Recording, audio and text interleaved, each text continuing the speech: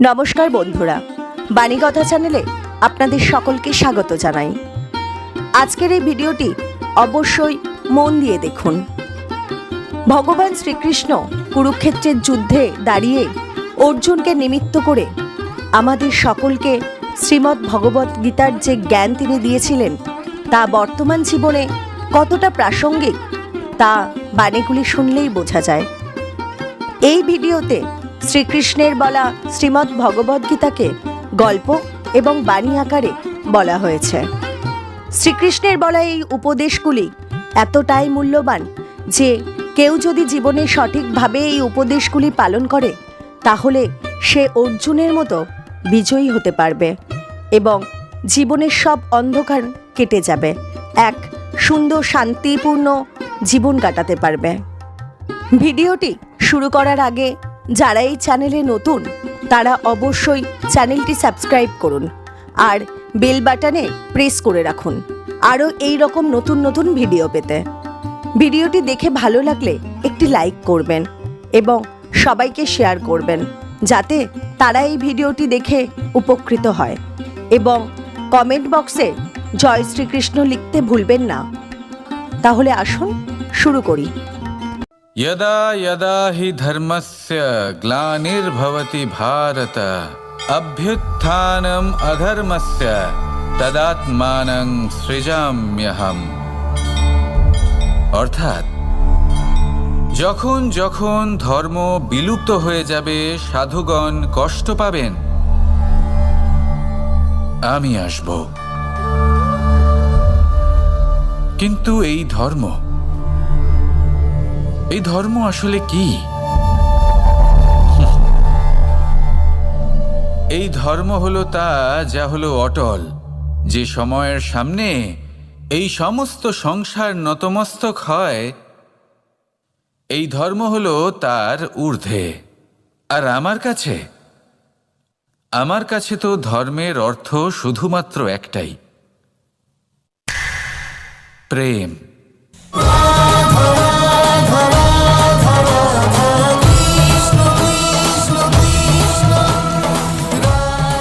প্রেমই হলো ধর্ম, প্রেমই হলো অর্থ, প্রেমই হলো কামনা, প্রেমই হলো মোক্ষ। এই প্রেম হলো সৎ, এ হলো সনাতন। এই প্রেম নশ্বর নয়, আর সেই জন্যই যখনই এই প্রেম বিলুপ্ত হবে আমরা আসব। চলে গেলেও আপনাদের সাথেই থাকব, কারণ রাধা এবং কৃষ্ণ শুধু নারী পুরুষ নয়, ওনারা প্রেমের প্রতীক। প্রেম শুধু দুজন প্রেমীর মধ্যে হয় না, প্রেম তো সর্বব্যাপী। আর যখনই এই প্রেমকে খুঁজবেন, এই প্রেমকে খুঁজে পাবেন।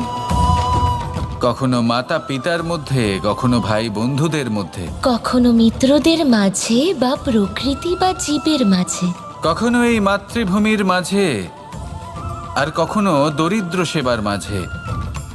যখনই এই প্রেমকে খুঁজবেন, কোনো না কোনো রূপে এই প্রেম নিজে পথ হেঁটে আপনার কাছে অবশ্যই আসবে। শুধু নিজের চোখ বন্ধ করুন, আমাদের সাথে আসুন আর ভালোবেসে বলুন রাধা রাধা। মানুষের 6টি বড় শত্রু রয়েছে, আর এরা অন্য কোথাও নয় বরং মানুষের অন্তরেই বাস করে।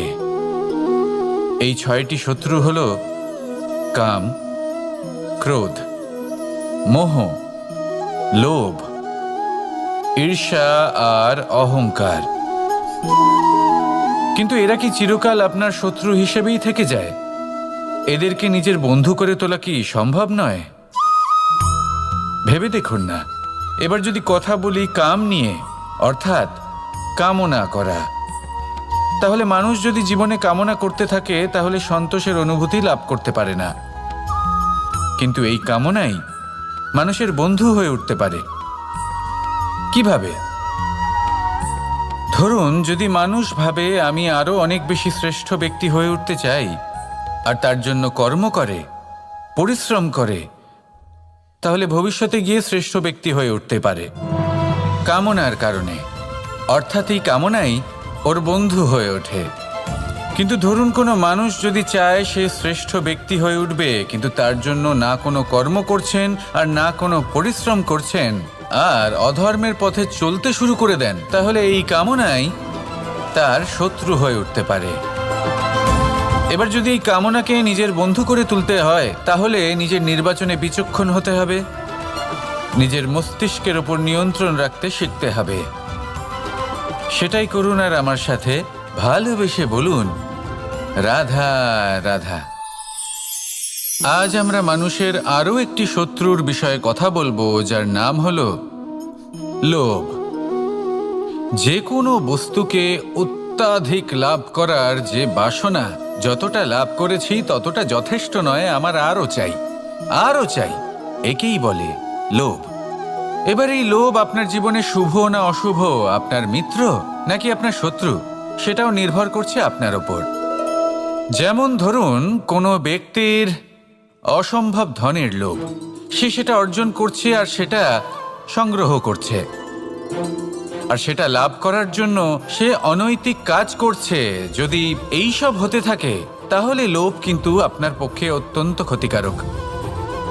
কিন্তু যদি সেই ব্যক্তি ধরুন ধন অর্জন করছেন, তার সাথে নীতিও পালন করছেন, আর সংগ্রহ করার পরে সেটা সংসারে ছড়িয়ে দিচ্ছেন, যদি এমনটা হয় তাহলে এই লোভ আপনার বন্ধু হয়ে উঠতে পারে। যদি আপনার সৎসঙ্গ লাভ করার, সৎকর্ম করার লোভ থাকে, তাহলে আপনি কখনো একা থাকবেন না। যদি ভালোবাসা প্রদান করার লোভ থাকে, এই সংসারকে সাহায্য করার লোভ থাকে, তাহলে এই লোভ যা সংসারের শত্রু, সেটা কিন্তু আপনার সাথে পরমাত্মার মিলন ঘটাতে পারে। এবার এই লোভকে নিজের মিত্র করে তুলবেন নাকি শত্রু করে তুলবেন, সেই সিদ্ধান্ত আপনারই। আসুন আমার সাথে ভালোবেসে বলুন, রাধা রাধা। মানুষের আরো একটি শত্রু হলো অহংকার। যদি আপনি এমন কোনো বস্তু অর্জন করেন যা মূল্যবান, বা এমন কোনো সাফল্য যা হয়তো অনেক মানুষ লাভ করতে পারেননি, তা নিয়ে যদি আপনার অন্তরে অহংবোধ জন্ম নেয়, তাহলে এই অহংকার আপনার শত্রু নাকি মিত্র, তা নির্ভর করছে আপনার বিবেকের ওপর। এবার ধরুন আপনি অত্যন্ত শক্তিশালী ব্যক্তি আর আপনি অহংকারী হয়ে গেলেন, আর আপনি যদি তখন বিবেকবোধ প্রয়োগ না করেন আর সেই শক্তির অপব্যবহার করে অনুচিত কর্ম করতে থাকেন, তাহলে আপনার সাথেও সেটাই হবে যা মামাশ্রী কংসের সাথে হয়েছিল। কিন্তু যদি আপনি অহংকার করেন নিজের ভালোবাসা নিয়ে, নিজের সমর্পণ নিয়ে, যে যাদের আমি ভালোবাসি তাদের জন্য আমি নিজের যা কিছুই আছে সব কিছু সমর্পণ করে দেব, তাহলে আপনি দধিচির মতো মহান হয়ে উঠতে পারেন। তাহলে এই অহংকার যা এই সমস্ত সংসারের গতিকে বাধা দেয়, তাকে নিজের বন্ধু করে তুলুন আর আমার সাথে ভালোবেসে বলুন, রাধা রাধা। আজ আমরা কথা বলবো মানুষের আরো একটা খুব বড় শত্রুর বিষয়। তার নাম হলো ক্রোধ। এই ক্রোধ হলো একটি জ্বলন্ত কয়লার মতো, যেটা প্রজ্বলিত করে আপনি যার দিকেই ছুঁড়ে মারুন না কেন, সবার আগে কিন্তু আপনারই হাত পুড়ে যাবে। কিন্তু কখনো কখনো এই জীবনে রাগ দেখানোটাও খুব অবশ্যম্ভাবী হয়ে পড়ে। যেমন ধরুন যদি আমরা কথা বলি সেই ক্রোধের যা আসে যখন আপনি ধর্মকে রক্ষা করছেন, অধর্মের বিরুদ্ধাচরণ করছেন, সত্যের হয়ে রুখে দাঁড়াচ্ছেন, মাতৃভূমির মঙ্গলের কথা ভেবে চলেছেন, নিজের প্রিয়জনদের মঙ্গলের বিষয় ভেবে চলেছেন, তখন ক্রোধের জন্ম হওয়া খুবই স্বাভাবিক আর কোনোভাবেই অনুচিত নয়। কিন্তু যদি তখনও আপনার মনে ক্রোধ জন্ম না নেয়, তাহলে এর অর্থ হলো যে আপনি কোথাও না কোথাও দুর্বল। এই ক্রোধ নামক শত্রুকে যদি মিত্র করে তুলতে হয়, তাহলে পরিস্থিতির সম্যক ধারণা, বিবেক আর ধৈর্য, এই তিনেরই প্রয়োজন। তাই এই ক্রোধকে নিজের মিত্র করে তুলুন আর আমার সাথে ভালোবেসে বলুন, রাধা রাধা। মোহ, কারোর প্রেমের মোহ, কারোর সঙ্গলাভের মোহ, কোনো বন্ধনের মোহ, কখনো বা ধনের মোহ, ঐশ্বর্যের মোহ। যদি আপনার মধ্যে এই মোহবোধ জাগ্রত হয় তাহলে আপনার বিনাশ সুনিশ্চিত। যেমন কোনো বিশেষ ব্যক্তির প্রতি যদি আপনার মনে মোহ জাগ্রত হয়ে যায়, তাহলে আপনি চাইবেন সেই ব্যক্তি আমার কাছেই থাকুক, আমার পাশেই থাকুক, শুধুই যেন আমার হয়ে থাকুক। আর শুধু এই কারণেই কোথাও না কোথাও সেই ব্যক্তিকে আপনি তার প্রিয়জনের থেকে দূরে করে দিচ্ছেন। তারপর দুঃখ আসে, নিরাশা আসে, কারণ স্বাধীনতা সেই অনুভূতি যেটা সবার প্রিয়, আর সেই অনুভূতিটাই আপনি তার থেকে কেড়ে নিচ্ছেন। এভাবে এই মোহ নিশ্চিত রূপে আপনার শত্রু হয়ে যাবে। কিন্তু যদি আপনার মোহ থাকে নিজের মাতৃভূমির প্রতি, তার সম্মানের প্রতি, তাহলে আপনি একজন প্রবল রক্ষক হয়ে উঠবেন। যদি আপনার মোহ থাকে আপনার আত্মসম্মানের প্রতি, নীতির প্রতি, তাহলে এই মোহ কখনো আপনাকে অধর্মের পথে চালিত হতেই দেবে না। আর যদি আপনার মোহ থাকে নিজের আত্মার প্রতি, তাহলে কোনো দুরাত্মা এসে আপনার কোনো ক্ষতিই করতে পারবে না। তাহলে নিজের এই মোহকে নিজের মনের মধ্যে সংযত করে রাখুন, একে নিজের মিত্র করে তুলুন, আর আমার সাথে ভালোবেসে বলুন, রাধা রাধা। প্রত্যেক মানুষ নিজেদের জীবনে সুখ এবং শান্তি কামনা করেন। অনেক মানুষ এর জন্য শাস্ত্র পাঠ করেন যে কিভাবে জীবনে সুখ শান্তি লাভ সম্ভব। আর তিনটি প্রধান শাস্ত্র যা আমাদের জীবনে আমাদের আশেপাশে বিদ্যমান তা হল ইতিহাস, বিজ্ঞান এবং ধর্ম। ইতিহাস থেকে আমরা জানতে পারি যে অতীতে কিভাবে আমরা সুখ ও শান্তি লাভ করেছিলাম। বিজ্ঞান দ্বারা আমরা এটা বুঝতে পারি যে কিভাবে ভবিষ্যতে সুখ এবং শান্তি আমরা লাভ করতে পারি। আর ধর্ম আমাদের এই শিক্ষা দেয় যে আজকের এই বর্তমানে কিভাবে সুখী থাকা যায়, কিভাবে শান্তি লাভ করা সম্ভব। আর সেটাই হলো সবথেকে বেশি প্রয়োজন। অনেক সংখ্যক মানুষ অতীতে আটকে রয়েছেন, সেখানে অনেক মানুষ ভবিষ্যতের চিন্তায় দিন কাটাচ্ছেন। আজ এই বর্তমানে খুব কম সংখ্যক মানুষ প্রসন্ন থাকতে পারেন, সেটাই শিখুন। ধর্ম এটাই বলে যে যদি মনে কোনো মালিন্য না থাকে, এই মন যদি স্বচ্ছ হয়, কর্মের মাঝে কোনো ছলনা যদি না থাকে, তাহলে নিশ্চিত রূপে জীবনে সুখ এবং শান্তি আসবে আর আসতেই থাকবে। আসুন আমার সাথে ভালোবেসে বলুন, রাধা রাধা। যদি নিজের কথা বলি তাহলে আমার এই নিয়ে অভিযোগ নেই যে জন্মের পরেই আমাকে মা বাবার থেকে দূরে চলে যেতে হলো। আমার এই নিয়েও অভিযোগ নেই যে একজন মামা যিনি ভাগ্নের জন্য নিজের প্রাণও ত্যাগ করতে পারেন, সেই মামাই আমার প্রাণ কেড়ে নেওয়ার জন্য প্রত্যেক সম্ভাব্য প্রচেষ্টা করলেন। এই নিয়ে অভিযোগ নেই যে মহাযোদ্ধা হওয়া সত্ত্বেও আমাকে সারথি হওয়ার চয়ন করতে হলো। বরং আমি কৃতজ্ঞ। মামা যতই আমার প্রাণ কেড়ে নেওয়ার চেষ্টা করুক, আমি নিজের আত্মরক্ষা করতে পেরেছি। প্রথমে মথুরা ছাড়তে হলো, তারপর বৃন্দাবন ছাড়তে হলো, কিন্তু দ্বারকাকে নির্মাণ করার সুযোগটা আমি পেয়েছি। আমি কৃতজ্ঞ যে একজন সারথি হিসেবে ধর্মস্থাপনের এই রথ আমি এগিয়ে নিয়ে যেতে পেরেছি, এই সংসারকে গীতার জ্ঞান প্রদান করতে পেরেছি। দেখুন, জীবন সেই একই আছে, কিন্তু দৃষ্টিভঙ্গি কতটা গুরুত্বপূর্ণ। এই অভিযোগ আপনাকে জীবনে বাধা দেবে, দুঃখী করে তুলবে, কিন্তু কৃতজ্ঞতা বোধ সেটা আপনাকে একটা সুযোগ দেবে, সেই জীবনকেই আরো আনন্দের সাথে যাপনের সুযোগ। এই সুযোগে সদ্ব্যবহার করুন আর আমার সাথে ভালোবেসে বলুন, রাধা রাধা। স্বভাব, মানুষের এই স্বভাব কিন্তু খুব গুরুত্বপূর্ণ বিষয়। এটাই নির্ধারিত করে দেয় যে সংসার তাকে ভালোবাসবে নাকি ঘৃণা করবে। এটাই নির্ধারিত করে দেয় যে তার আপনজন মানে তার প্রিয়জন তার সাথে থাকবে নাকি তার থেকে দূরে চলে যাবে। এবার স্বভাব কেমন হওয়া উচিত? কিছু মানুষ বলবেন যে স্বভাব চন্দ্রমার মতো হওয়া উচিত, অত্যন্ত সুন্দর এবং শীতল।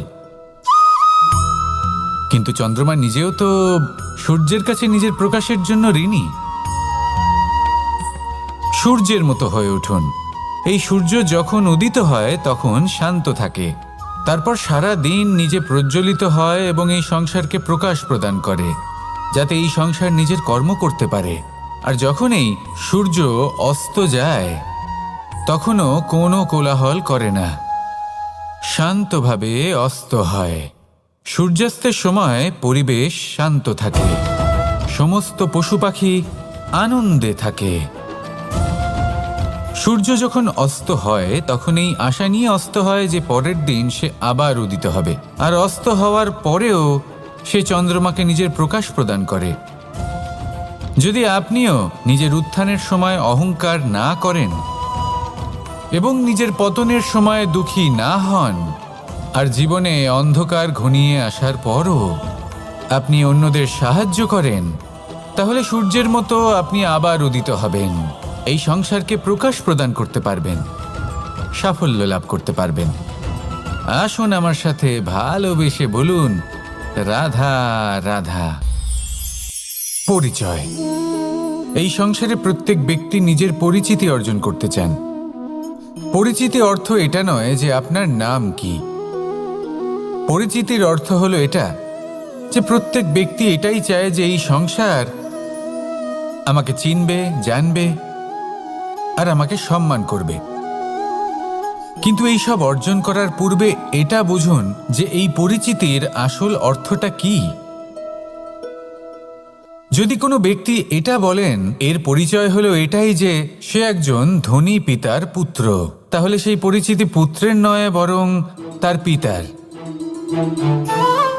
যদি কেউ এটা বলে যে সেই ব্যক্তির পরিচয় হলো সে খুব সুন্দর, তাহলে সেই পরিচয় হলো তার রূপের, সেই ব্যক্তির নয়। বাস্তবে পরিচয় কি?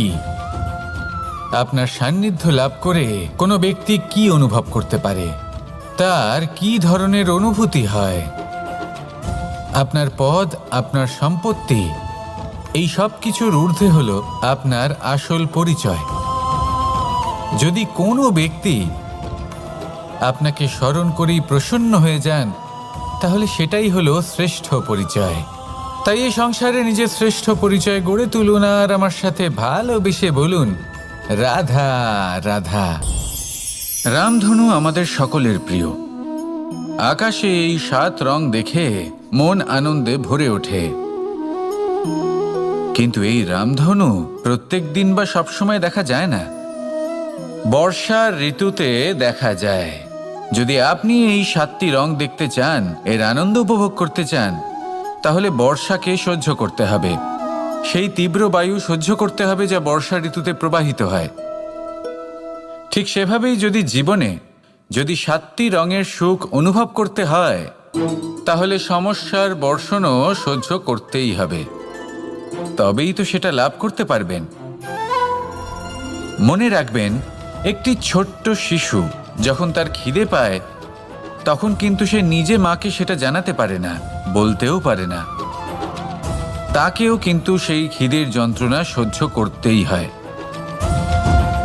আর যখন সেই যন্ত্রণায় সে কাঁদতে থাকে তখন মা বুঝতে পারেন যে সেই ছোট্ট শিশুটির তো খিদে পেয়েছে, তখন তার খিদে দূর হয়।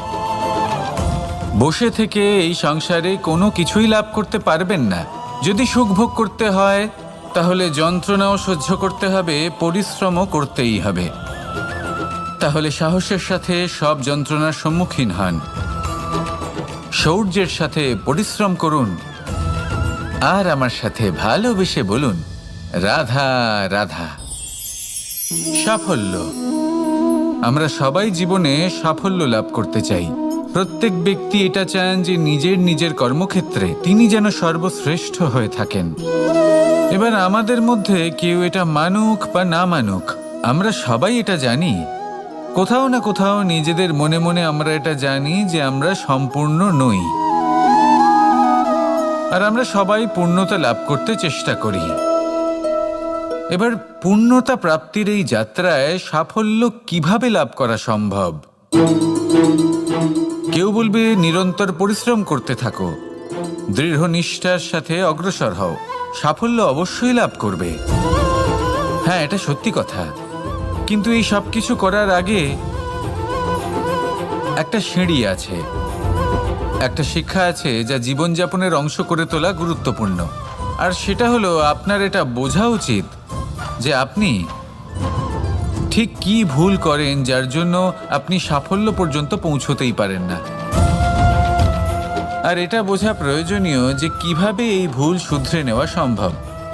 নিজের অন্তরে সেই সাহস জাগিয়ে তুলুন যার দ্বারা আপনি নিজের ভুল স্বীকার করতে পারবেন। সেই ধৈর্য জাগ্রত করুন যাতে যতই কঠিন হোক না কেন আপনি নিজের ভুল শুধরে নিতে পারবেন। তার সাথে পরিশ্রমও করুন, দৃঢ় নিষ্ঠার সাথে সামনে এগিয়েও চলুন। সাফল্য অর্জন করতে খুব বেশি সময়ও লাগবে না। আসুন আমার সাথে ভালোবেসে বলুন, রাধা রাধা। ছোটবেলায় যখনই আমাদের মাখন খেতে ইচ্ছে করত তখন আমরা মাখন চুরি করে খেতাম। আমরা সকল বন্ধুরা একে অপরের পিঠে দাঁড়াতাম, মাখনের হাঁড়ি ভাঙতাম আর মাখন খেয়ে নিতাম। এটাকেই বলা হয় সংগঠনের শক্তি। এবার কি শুধুমাত্র সংগঠনই যথেষ্ট? আসুন দেখা যাক। যেমন ধরুন, সবথেকে হৃষ্টপুষ্ট বালক যে, সে যদি সবার ভার বহন করার বদলে ওপরে চড়তে থাকে তাহলে কি আমরা হাঁড়ি ভাঙতে পারবো? আমরা কখনো কি মাখনের আনন্দ উপভোগ করতে পারবো? না। শুধুমাত্র সংগঠন যথেষ্ট নয়, তার সাথে প্রয়োজন হলো ভারসাম্য। তবেই তো মাখন লাভ সম্ভব। ঠিক সেভাবেই জীবনেও নিজেদের সম্পর্কে, পরিবারে, সমাজে, কার্যক্ষেত্রে ভারসাম্য বজায় রাখা প্রয়োজন।